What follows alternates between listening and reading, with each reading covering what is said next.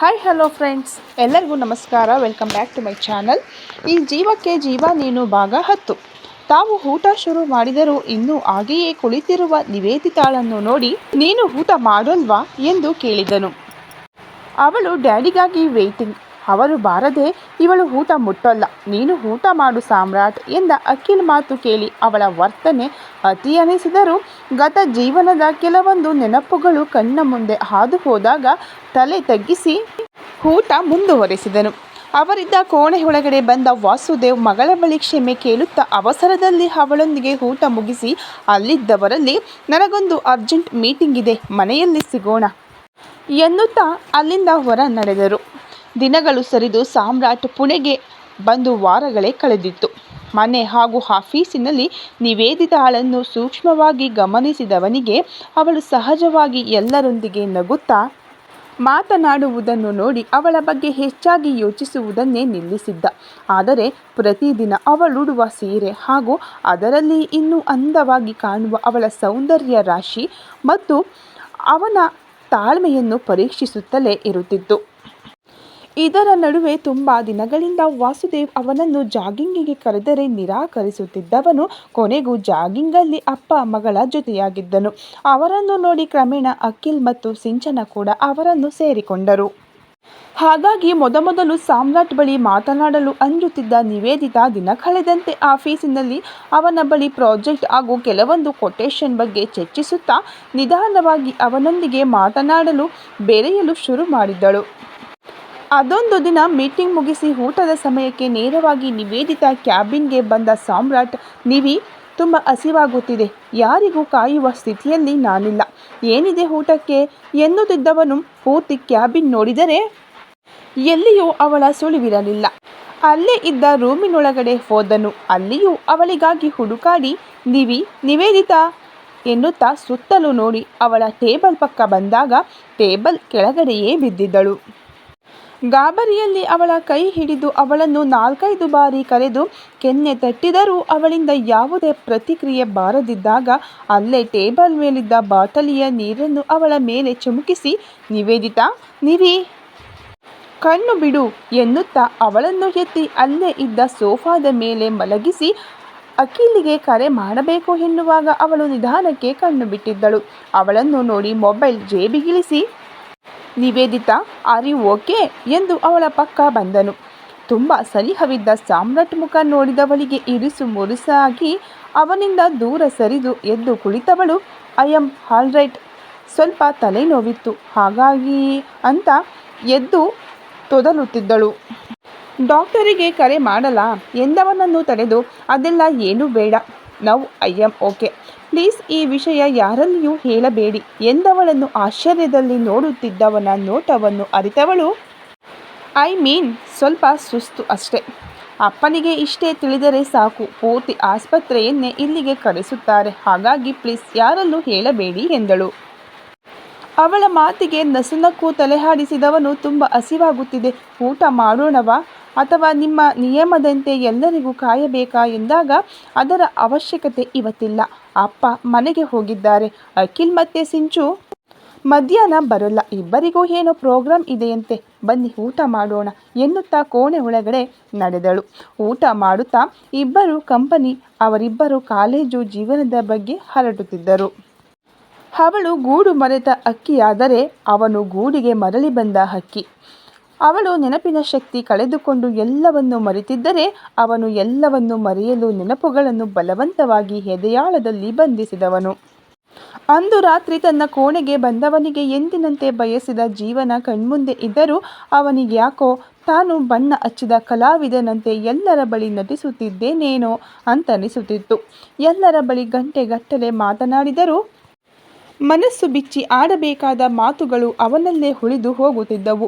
ಆರ್ಯ ಬಳಿ ಪ್ರತಿಯೊಂದು ವಿಷಯದ ಬಗ್ಗೆ ಮುಕ್ತವಾಗಿ ಮಾತನಾಡುತ್ತಿದ್ದವನಿಗೆ ಇಲ್ಲಿ ನಿವೇದಿತಾಳನ್ನು ನೋಡಿದ ಮೇಲೆ ಪ್ರತಿಯೊಬ್ಬರಲ್ಲಿ ಮಾತನಾಡುವಾಗ 10 ಬಾರಿ ಯೋಚಿಸಬೇಕಾಗಿತ್ತು. ಸಾಮ್ರಾಟ್ ಕಂಪನಿಯಲ್ಲಿ ಅವನ ಜವಾಬ್ದಾರಿಯನ್ನು ಪೂರ್ತಿಯಾಗಿ ಹೊತ್ತು ಎಲ್ಲರಿಂದ ಬೇಷ್ ಎನಿಸಿಕೊಂಡಿದ್ದನು. ಪ್ರತಿದಿನ ನಿವೇದಿತಾಳನ್ನು ಗಮನಿಸುತ್ತಿದ್ದವನಿಗೆ ಎಲ್ಲ ಕೆಲಸದಲ್ಲೂ ಅವಳಿಗಿರುವ ಏಕಾಗ್ರತೆ, ಅವಳ ಕಾರ್ಯವೈಖರಿಯನ್ನು ನೋಡಿ ಅವಳ ಬಗ್ಗೆ ವಾಸುದೇವ್ ಅಷ್ಟೊಂದು ಹೊಗಳುವುದು ಯಾಕೆಂದು ಅವನಿಗೆ ಈಗೀಗ ತಿಳಿಯಲಾರಂಭಿಸಿತು. ಮಾನ್ಯತಾ ರಜೆ ಮುಗಿಸಿ ತನ್ನ ಕೆಲಸಕ್ಕೆ ಹಾಜರಾಗಿದ್ದವಳು ಅಖಿಲ್ ಸಹಿ ಬೇಕಾಗಿದ್ದ ಫೈಲನ್ನು ಹಿಡಿದು ಅವನ ಕ್ಯಾಬಿನ್ ಹೊರಗಡೆ ನಿಂತು ಒಳಗಡೆ ಹೋಗಲೋ ಬೇಡವೋ ಎಂದು ಆಚೀಚೆ ನಡೆದಾಡುತ್ತಿದ್ದವಳನ್ನು ಅಲ್ಲಿಗೆ ಬಂದ ಸಾಮ್ರಾಟ್ ಗಮನಿಸಿ, ಮಾನ್ಯತಾ, ಎನಿ ಪ್ರಾಬ್ಲಮ್? ಇಲ್ಲಿ ಯಾಕೆ ಓಡಾಡುತ್ತಿದ್ದೀರಿ ಎಂದವನ ಪ್ರಶ್ನೆಗೆ ಗಾಬರಿಗೊಂಡವಳು ತೊದಲುತ್ತಾ, ಏನಿಲ್ಲ ಸರ್, ಫೈಲಿಗೆ ಅಖಿಲ್ ಸರ್ ಸಹಿ ಬೇಕಿತ್ತು, ಹಾಗಾಗಿ ಎಂದಳು. ಹಾಗಾದರೆ ಇಲ್ಲೇನು ಮಾಡುತ್ತಿದ್ದೀರಾ?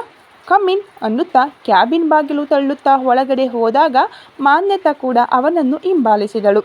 ಅಖಿಲ್ ಬಳಿ ಒಂದೆರಡು ನಿಮಿಷ ಮಾತನಾಡಿದ ಸಾಮ್ರಾಟ್ ಅಲ್ಲೇ ತಲೆ ತಗ್ಗಿಸಿ ನಿಂತಿದ್ದ ಮಾನ್ಯತಾಳನ್ನು ನೋಡಿ, ಮಿಸ್, ನೀವು ಬಂದ ಕೆಲಸ ಮುಗಿಸಿ, ಅಖಿಲ್ ಆಮೇಲೆ ಸಿಗುತ್ತೇನೆ ಎನ್ನುತ್ತಾ ಹೊರ ನಡೆದನು. ಫೈಲ್ ಅಖಿಲತ್ತ ಚಾಚಿದಾಗ ಅವನು ಅದನ್ನು ಕಸಿದುಕೊಂಡು, ನೀನು ನಮ್ಮ ಕಂಪನಿಯನ್ನು ಏನಂದುಕೊಂಡಿದ್ದೀಯಾ? 1 ದಿನ ಬಂದರೆ 4 ದಿನ ಬರೋಲ್ಲ. ಏನು ಹಾಲಿಡೇ ಎಂಜಾಯ್ ಮಾಡಲು ಬರುವುದಾ ಇಲ್ಲಿಗೆ? ಆ ನಿನ್ನ ಮೇಡಮ್ಮಿಗೆ ಅದ್ಯಾವ ಬ್ಲ್ಯಾಕ್ ಮ್ಯಾಜಿಕ್ ಮಾಡಿದ್ದೀಯೋ ನಿನ್ನನ್ನು ತಲೆ ಮೇಲೆ ಹೊತ್ತುಕೊಂಡಿದ್ದಾಳೆ. ನೀನು ಆಫ್ಟರ್ ಆಲ್ PA, ಎಲ್ಲಿರಬೇಕೋ ಅಲ್ಲೇ ಇರು. ಡ್ಯಾಡ್ ಮತ್ತು ನಿವಿ ಸಪೋರ್ಟ್ ಇದೆ ಎಂದು ಹಾರಾಡಿದರೆ ರೆಕ್ಕೆ ಕತ್ತರಿಸುತ್ತೇನೆ, mind it. Bloody poor people ಎಂದವನ ಚುಚ್ಚು ಮಾತುಗಳಿಗೆ ಮಾನ್ಯತಾ ಕಣ್ಣಲ್ಲಿ ಆಗಲೇ ಕಣ್ಣೀರು ಹರಿದಿತ್ತು. ತಲೆ ತಗ್ಗಿಸಿಯೇ ಇದ್ದವಳತ್ತ ಫೈಲನ್ನು ಎಸೆದಾಗ ಕಣ್ಣೀರೊರೆಸಿಕೊಂಡು ಫೈಲ್ ಹಿಡಿದು ಬಾಗಿಲತ್ತ ಹೋದವಳು ತಿರುಗಿ, ರಜೆ ಮಾಡಿದ್ದು ತಾಯಿಯ ಆರೋಗ್ಯ ಸರಿಯಿಲ್ಲವೆಂದು. ಇನ್ನು ಈ ಕಂಪನಿಯಲ್ಲಿ ನನ್ನ ಸ್ಥಾನ ಏನೆನ್ನುವುದು ನನಗೆ ಗೊತ್ತು. ಅದು ನಿಮ್ಮಿಂದ ಪದೇ ಪದೇ ಹೇಳಿಸಿ ತಿಳಿದುಕೊಳ್ಳಬೇಕಾಗಿಲ್ಲ. ಏನೋ ಆ ದಿನ ತಿಳಿಯದೆ ಆಡಿದ ಮಾತಿಗೆ ನನ್ನ ನೋಡಿದಾಗಲೆಲ್ಲ ಹೀಯಾಳಿಸಿ ಮಾತನಾಡುತ್ತೀರಲ್ಲ. ನಿಮ್ಮಷ್ಟು ದೊಡ್ಡ ಸ್ಯಾಡಿಸ್ಟನ್ನು ನಾನು ಇದುವರೆಗೂ ನೋಡಿಲ್ಲ. ಪುನಃ ಅಂದಿನ ತಪ್ಪಿಗೆ ನಿಮ್ಮಲ್ಲಿ ಕೊನೆಯ ಬಾರಿಗೆ ಕ್ಷಮೆ ಕೇಳುತ್ತಿದ್ದೇನೆ. ಮುಂದೆ ಪದೇ ಪದೇ ನನ್ನನ್ನು ಕೆಣಕುವ ಅಗತ್ಯವಿಲ್ಲ. ಕೊನೆಗೇನೋ ಹೇಳಿದಿರಲ್ಲ, ಪೂವರ್ ಪೀಪಲ್ ಎಂದು. ಹೌದು, ನಾನು ಬಡವಳೆ, ಆದರೆ ಗೌರವದಿಂದ ಈ ಕಂಪನಿಯಲ್ಲಿ ದುಡಿದು ಹಣ ಸಂಪಾದಿಸಿ ಅಮ್ಮನನ್ನು ನೋಡಿಕೊಳ್ಳುತ್ತಿದ್ದೇನೆ ಹೊರತು ಯಾರ ಮೇಲೆಯೂ ಬ್ಲ್ಯಾಕ್ ಮ್ಯಾಜಿಕ್ ಮಾಡಿ ಹಣ ಸಂಪಾದಿಸುವ ಕೆಟ್ಟ ಕೆಲಸವನ್ನು ನನ್ನ ತಂದೆ ತಾಯಿ ನನಗೆ ಕಲಿಸಿಲ್ಲ ಎಂದು ಹೇಳಿ ಸಿಟ್ಟಲ್ಲೇ ಹೊರ ನಡೆದರೆ ಅಖಿಲ್ ಕೋಪದಿಂದ ಕುದಿಯುತ್ತಿದ್ದನು. ಹೌ ಡೇ ಶಿ, ನನಗೆ ಸ್ಯಾಡಿಸ್ಟ್ ಎನ್ನುತ್ತೀಯಲ್ಲ? ಇರಲಿ, ಮುಂದೆ ನನ್ನ ಕ್ಯಾಬಿನ್ನಿಗೆ ನೀನು ಬರಲೇಬೇಕು. ಆಗಿದೆ ನಿನಗೆ ಮಾರಿ ಹಬ್ಬ ಅಂತ ಹಲ್ಲು ಕಡೆಯುತ್ತಾ ಸಾಮ್ರಾಟ್ನನ್ನು ಹರಸಿ ಹೊರಟನು. ಮಾನ್ಯತಾ ತಂದುಕೊಟ್ಟ ಫೈಲನ್ನು ನೋಡಿದ ನಿವೇದಿತಾ ಅವಳ ಮುಖವನ್ನು ಗಮನಿಸಿದಾಗ ಕೆಂಪಗಾಗಿರುವ ಕಣ್ಣು ಅವಳು ಈಗ ತಾನೇ ಅಳುತ್ತಿದ್ದಾಳೆ ಎಂದು ಹೇಳುತ್ತಿತ್ತು. ಗಾಬರಿಯಲ್ಲಿ, ಅಖಿಲ್ ಏನಾದರೂ ಹೇಳಿದನಾ ಮನು ಎಂದು ಗಂಭೀರವಾಗಿ ಕೇಳಿದಳು. ಇಲ್ಲ, ಅದು ಮೇಡಮ್, ಹಾಗೇನಿಲ್ಲ. ಇಷ್ಟು ದಿನ ಅಮ್ಮನ ಜೊತೆಗಿದ್ದೆಯಲ್ಲ, ಹಾಗೆಯೇ ಅವರ ನೆನಪಾಯಿತು ಎಂದವಳ ಸನಿಹ ಬಂದು, ಸುಳ್ಳು ಹೇಳುವ ಪ್ರಯತ್ನ ಮಾಡಬಾರದೆಂದು ಆ ದಿನವೇ ನಿನಗೆ ಹೇಳಿದ್ದೆ. ಹೋ ಗಾಡ್, ಅವನ ಪ್ರಾಬ್ಲಮ್ ಏನಂತೆ? ಮನು, ನೀನು ಕೂಡ ಅವನು ಹೇಳಿದ್ದನ್ನೆಲ್ಲ ಕೇಳಿಸಿಕೊಂಡು ಕಣ್ಣೀರು ಹಾಕುತ್ತೀಯಲ್ಲ, ನೀನೇನು ಚಿಕ್ಕ ಮಗುನಾ? ಇಬ್ಬರು ಸರಿಯಾಗಿದ್ದೀರಾ? ನೋಡು, ಇದೇ ಕೊನೆ. ಇನ್ಮೇಲೆ ಅವನು ಏನಾದರೂ ಹೇಳಿದರೆ ಬೆದರದೆ ನೀನು ಕೂಡ 4 ದಬಾಯಿಸು. ಅವನೇನು ರಾಕ್ಷಸ ಅಲ್ಲ, ನಮ್ಮ ಹಾಗೆ ಮನುಷ್ಯನೇ ಎಂದು ಅವಳನ್ನು ಸಂತೈಸಿ ಇಬ್ಬರು ಕೆಲಸದತ್ತ ಗಮನ ಕೊಟ್ಟರು. ರಾತ್ರಿ ಮನೆಯಲ್ಲಿರುವ ಸ್ಟಡಿ ರೂಮಿನಲ್ಲಿದ್ದ ವಾಸುದೇವ್ ಪಕ್ಕ ಬಂದ ಸಾಮ್ರಾಟ್, ಅಂಕಲ್, ನಿಮ್ಮ ಬಳಿ ಸ್ವಲ್ಪ ಮಾತನಾಡಬೇಕಿತ್ತು ಎಂದನು. ಧಾರಾಳವಾಗಿ ಮಾತನಾಡು ಸಾಮ್ರಾಟ್ ಅನ್ನುತ್ತಾ ಕನ್ನಡಕ ತೆಗೆಯುತ್ತಾ ನುಡಿದರು. ಆರ್ಯ ಬಗ್ಗೆ ಹಾಗೂ ಅವನು ಇಲ್ಲಿಗೆ ಬರುತ್ತಿರುವುದರ ಬಗ್ಗೆ ಹೇಳಿದ ಸಾಮ್ರಾಟ್, ಅಂಕಲ್, ನನ್ನ ಬಗ್ಗೆ ತಪ್ಪಾಗಿ ತಿಳಿಯಬೇಡಿ. ನಿಮ್ಮ ಪರ್ಮಿಷನ್ ಕೇಳದೆಯೇ ಅವನಿಗೆ ಬರುವಂತೆ ಹೇಳಿದೆ, ಕ್ಷಮಿಸಿ ಎಂದವನ ಮಾತಿಗೆ ನಕ್ಕ ವಾಸುದೇವ್, ಆ ಕೋತಿ ನಿನ್ನ ಬಳಿ ಹಾಗೆ ಹೇಳಿದ್ದಾನಾ? ನಿನ್ನಲ್ಲಿ ಮಾತನಾಡುವ ಮೊದಲು ಆರ್ಯ ನನಗೆ ಕರೆ ಮಾಡಿ ಗಂಡ ಬಿಟ್ಟು ಹೋದ ಹೆಂಡತಿಯಂತೆ ಅಂಕಲ್, ಸಾಮ್ರಾಟನನ್ನು ತುಂಬ ಮಿಸ್ ಮಾಡಿಕೊಳ್ಳುತ್ತಿದ್ದೇನೆ. ಒಂದು, ಅವನನ್ನು ಇಲ್ಲಿಗೆ ಕಳುಹಿಸಿ, ಇಲ್ಲವೆಂದರೆ ನನ್ನನ್ನು ಅಲ್ಲಿಗೆ ಕರೆದುಕೊಂಡು ಬಿಡಿ. ಪ್ಲೀಸ್ ಪ್ಲೀಸ್ ಅಂಕಲ್ ಎಂದು 10 ನಿಮಿಷ ತಲೆ ತಿಂದಿದ್ದ. ಅವನ ಮಾತುಗಳನ್ನೆಲ್ಲ ಕೇಳಿ ನಗಬೇಕು ಅಂತನಿಸಿದರೂ ಗುರುತು ಪರಿಚಯವಿಲ್ಲದ ಊರಲ್ಲಿ ನಿನ್ನ ಕಾಳಜಿ ಮಾಡಿದ ಆರ್ಯ ಹಾಗೂ ಅವನ ಕುಟುಂಬಕ್ಕೆ ನಾನೇನು ಮಾಡಿದರೂ ಕಮ್ಮಿಯೇ. ಹಾಗಾಗಿ ಅವನಪ್ಪ ವಿನೋದ್ ಬಳಿ ಮಾತನಾಡಿ ಅವನನ್ನು ಇಲ್ಲಿಗೆ ಕಳುಹಿಸುವಂತೆ ಹೇಳಿದೆ. ಇನ್ನು ಕೆಲಸದ ಬಗ್ಗೆ, ಅವನು ಅಲ್ಲಿ ಅಕೌಂಟ್ ಹೆಡ್ ಆಗಿದ್ದ ತಾನೆ, ಸೊ ಇಲ್ಲಿಯೂ ಸಿಂಚನ ಜೊತೆ ಅಕೌಂಟ್ ಡಿಪಾರ್ಟ್ಮೆಂಟ್ ನೋಡಿಕೊಂಡು ಇರಲಿ ಎಂದವರನ್ನು ಗಟ್ಟಿಯಾಗಿ ತಬ್ಬಿಕೊಂಡ ಸಾಮ್ರಾಟ್.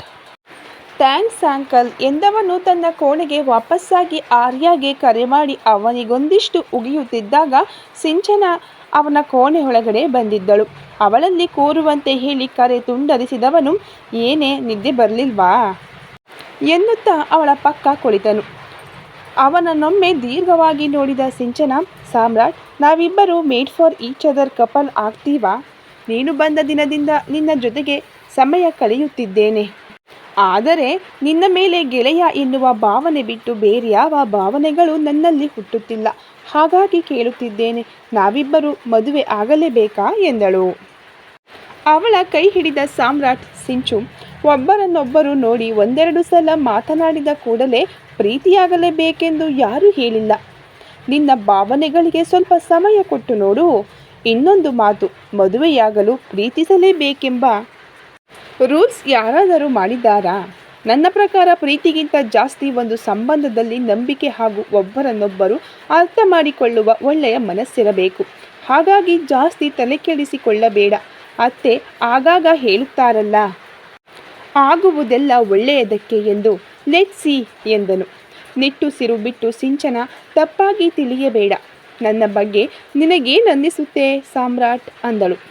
ಅವಳನ್ನು ಬಳಸಿದವನು, ಆರ್ಯ ಬಳಿಕ ನನ್ನ ಜೀವನದಲ್ಲಿ ಯಾರಿಗಾದರೂ ಬೆಸ್ಟ್ ಫ್ರೆಂಡ್ ಎನ್ನುವ ಜಾಗವಿದ್ದರೆ ಅದು ನಿನಗೆ ಮಾತ್ರ ಸಿಂಚು. ಆ ದಿನ ಆರ್ಯ ನಮ್ಮಿಬ್ಬರ ಬಗ್ಗೆ ಕೇಳಿದಾಗ ಅವನ ಬಳಿ ಕೂಡ ಹೇಳುತ್ತಿದ್ದೆ, ನಮ್ಮಿಬ್ಬರ ನಡುವೆ ಪ್ರೀತಿ ಎನ್ನುವ ಯಾವ ಭಾವನೆಗಳು ಇಲ್ಲ, ಆದರೆ ಮ್ಯಾರಿ ಯುವರ್ ಬೆಸ್ಟ್ ಫ್ರೆಂಡ್ ಎನ್ನುತ್ತಾರೆ. ಹಾಗಾಗಿ ನಾನು ನಿನ್ನನ್ನು ಮದುವೆಯಾಗುತ್ತಿರುವುದು ಎಂದವನ ಮಾತಿಗೆ ನಕ್ಕು ಅವನಲ್ಲಿ ಸ್ವಲ್ಪ ಹೊತ್ತು ಮಾತನಾಡಿ ತನ್ನ ಕೋಣೆಯತ್ತ ನಡೆದಳು. ಸಾಮ್ರಾಟ್ ಅವಳು ಹೋದ ದಾರಿಯನ್ನೇ ನೋಡುತ್ತಾ, ಐ ಆಮ್ ಸಾರಿ ಸಿಂಚು, ನಾವಿಬ್ಬರು ಬೆಸ್ಟ್ ಫ್ರೆಂಡ್ ಆಗಬಹುದೇ ಹೊರತು made for each other couple I don't know ಎಂದವನ ಒಳಮನಸ್ಸು ಮುಂದೆ ಅವಳ ಬಗ್ಗೆ ಯೋಚಿಸಲು ಹಿಂದೇಟು ಹಾಕುತ್ತಿತ್ತು. ಅದೊಂದು ಭಾನುವಾರ ಬೆಳಿಗ್ಗೆಯಿಂದ ಮನೆಯವರೆಲ್ಲ ತಲೆ ತಿನ್ನುತ್ತಿದ್ದ ಸಿಂಚನ ಸಂಜೆ ಎಲ್ಲರನ್ನೂ ಪಕ್ಕದಲ್ಲೇ ಇರುವ ಶಾಪಿಂಗ್ ಮಾಲ್ಗೆ ಎಳೆದುಕೊಂಡು ಹೋಗಿದ್ದಳು. ಅಮ್ಮ ಮತ್ತು ನಿವೇದಿತಾಳನ್ನು ವುಮೆನ್ಸ್ ಸೆಕ್ಷನ್ ಪಕ್ಕ ಕರೆದುಕೊಂಡು ಹೋಗಿ ಅವರಿಬ್ಬರಿಗೂ ಅವರಿಷ್ಟದ ಸೀರೆ ತೆಗೆದು ತನಗೂ ಕೆಲವೊಂದು ಬಟ್ಟೆಗಳನ್ನು ಆಯ್ಕೆ ಮಾಡಿ ಅವರ ಅಭಿಪ್ರಾಯ ಕೇಳುತ್ತಿದ್ದವಳ ಬಳಿ ಬಂದ ಅಖಿಲ್ ನಿವೇದಿತಾ ಕೈ ಹಿಡಿದು ಮೆನ್ ಸೆಕ್ಷನ್ನತ್ತ ಎಳೆದುಕೊಂಡು ಹೋದನು. ನಿವೇದಿತಾ ಅವನನ್ನು ತಡೆದರು. ನಿವಿ, ಬಾರಮ್ಮ, ಸುಮ್ಮನೆ ನಿನ್ನ ಸಹಾಯ ಬೇಕು ಎನ್ನುತ್ತಾ ಅವನು ಆಯ್ಕೆ ಮಾಡಿದ ಒಂದಷ್ಟು ಬಟ್ಟೆಗಳನ್ನು ಅವಳಿಗೆ ತೋರಿಸಲು ಶುರು ಮಾಡಿದವನನ್ನು ನೋಡಿ ನಕ್ಕ ವಾಸುದೇವ್ ಪಕ್ಕದಲ್ಲಿದ್ದ ಸಾಮ್ರಾಟ್ ಬಳಿ, ಇನ್ನು ನಿವಿ ತಲೆ ತಿಂದು ತಿಂದು ಅವಳನ್ನು ಅರ್ಧ ಜೀವ ಮಾಡುತ್ತಾನೆ. ಆ ಬಟ್ಟೆಗಳನ್ನು ಆಯ್ಕೆ ಮಾಡಲು ಅವನಿಗೆ 1-2 ಗಂಟೆಗಳೇ ಬೇಕು. ಸಾಮ್ರಾಟ್, ನಿನಗೇನು ಬೇಕಾದರೂ ತೆಗೆದುಕೋ, ನಾನು ಈ ಅಮ್ಮ ಮಗಳು ಎಲ್ಲಿದ್ದಾರೆ ಎಂದು ನೋಡಿಕೊಂಡು ಬರುತ್ತೇನೆ ಎನ್ನುತ್ತಾ ಅಲ್ಲಿಂದ ಹೊರಟರು. ಬಟ್ಟೆ ಹಿಡಿದುಕೊಂಡು ಇದ ಎನ್ನುತ್ತಿದ್ದ ಅಖಿಲ್ ಹಾಗೂ ನಿವೇದಿತಾಳನ್ನು 1-2 ನಿಮಿಷ ನೋಡಿದ ಸಾಮ್ರಾಟನಿಗೆ ಬೇಸರ ಮೂಡಿ ಅಲ್ಲಿಂದ ಹೊರ ನಡೆದು ಪಕ್ಕದಲ್ಲಿದ್ದ ಎಲೆಕ್ಟ್ರಾನಿಕ್ಸ್ ಶಾಪಿನೊಳಗಡೆ ಹೋದನು. ಎಲ್ಲರಿಗೂ ಅವರಿಷ್ಟದ ಬಟ್ಟೆ ಆಯ್ಕೆಯಾಗುವಾಗಲೇ ರಾತ್ರಿ 9 ಗಂಟೆಯಾಗಿತ್ತು. ಸಾಮ್ರಾಟ್ಗೆ ಕರೆ ಮಾಡಿ ಅವನಿದ್ದ ಎಲೆಕ್ಟ್ರಾನಿಕ್ ಶಾಪ್ ಹತ್ತಿರ ಬಂದಾಗ ಅವನು ಹೆಡ್ಫೋನ್ ಬಗ್ಗೆ ವಿಚಾರಿಸುತ್ತಿದ್ದನು. ಅವನನ್ನು ಅಲ್ಲಿ ನೋಡಿ ಎಲ್ಲರೂ ಹೊರಗಡೆಯೇ ನಿಂತರೆ ನಿವೇದಿತಾ ಒಮ್ಮೆಲೆ ಆದಿತ್ಯ ಎಂದು ಜೋರಾಗಿ ಕೂಗಿ ಸಾಮ್ರಾಟ್ ಇದ್ದ ಕಡೆ ನಡೆಯುತ್ತಿದ್ದರೆ ಆ ಹೆಸರು ಹಾಗೂ ಧ್ವನಿಯನ್ನು ಕೇಳಿ ಒಮ್ಮೆಲೆ ಬೆಚ್ಚಿಬಿದ್ದ ಸಾಮ್ರಾಟ್ ಆದಿತ್ಯ ಎನ್ನುತ್ತಾ ತನ್ನತ್ತಲೇ ಬರುತ್ತಿರುವ ನಿವೇದಿತಾಳನ್ನು ನೋಡಿದವನಿಗೆ ಸಿಡಿಲೆರಗಿದಂತಾಗಿತ್ತು. ಕತೆ ಇನ್ನು ಮುಂದಕ್ಕೆ ತುಂಬ ಚೆನ್ನಾಗಿ ಮೂಡಿ ಬರ್ತಾ ಇದೆ. ಈ ಕತೆ ಇನ್ನು ಮುಂದುವರಿಯುತ್ತದೆ. ಈ ಕತೆ ಏನಾದರೂ ನಿಮಗೆ ಇಷ್ಟ ಆಗ್ತಾ ಇದ್ದರೆ ಈ ವಿಡಿಯೋಗೆ ಒಂದು ಲೈಕ್ ಮಾಡಿ, ಹಾಗೆ ಈ ವಿಡಿಯೋ ಬಗ್ಗೆ ನಿಮ್ಮ ಅನಿಸಿಕೆ ಅಭಿಪ್ರಾಯಗಳನ್ನು ಕಾಮೆಂಟ್ ಮೂಲಕ ನಮಗೆ ತಿಳಿಸಿ. ಹಾಗೆ ಇನ್ನು ಯಾರೆಲ್ಲ ಸಬ್ಸ್ಕ್ರೈಬ್ ಮಾಡಿಲ್ವೋ ಈಗಲೇ ಹೋಗಿ ಸಬ್ಸ್ಕ್ರೈಬ್ ಮಾಡಿ, ಪಕ್ಕದಲ್ಲಿ ಕಾಣೋ ಬೆಲ್ ಐಕನ್ ಕೂಡ ಕ್ಲಿಕ್ ಮಾಡಿ. Thank you so much.